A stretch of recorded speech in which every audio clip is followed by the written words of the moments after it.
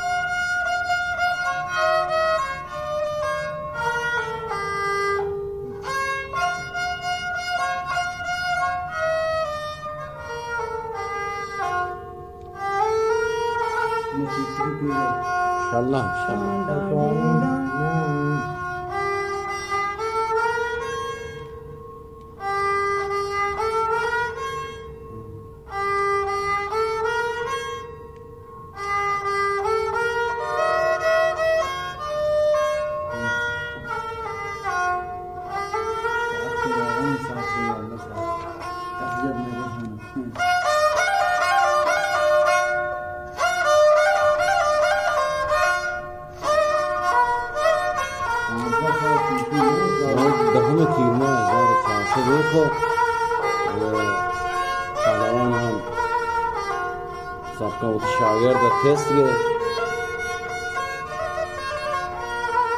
و دوباره هم درسان گلایش مرور بکنم انشاءالله پیشرفت کنیم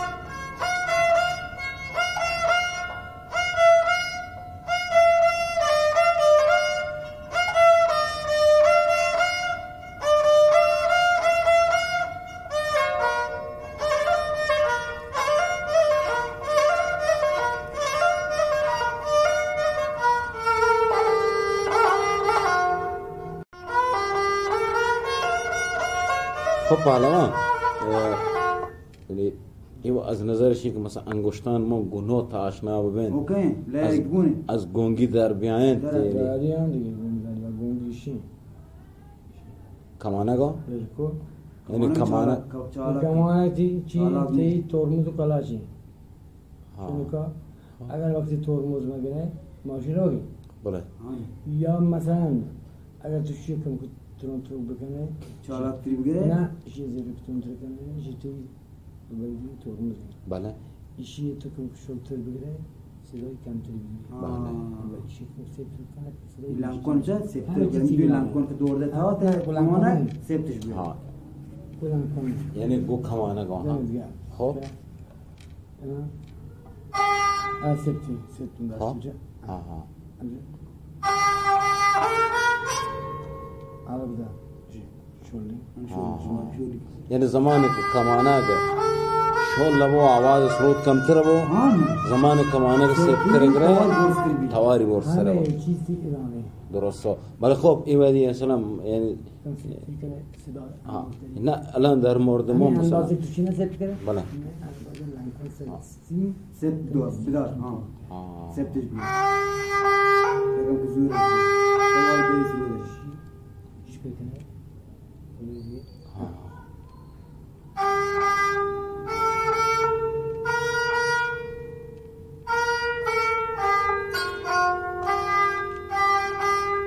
بل خب منو پیشرفتی و چون مثلا اگر پیشرفت مشکل موجود دین بدیم باشه پیشرفت کرده ها خب الان برای ما ساره گامان این کرکو یارم برای هم میتونی خب برای پهلوان گوشت چون بگیره چه ما وارد لنکون بگیره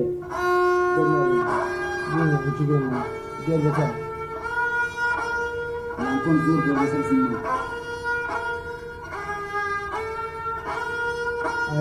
همین اندازه باشه پهلوان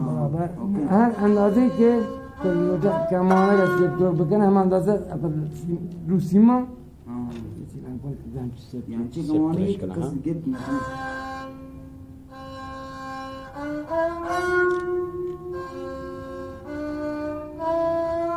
ما شاء الله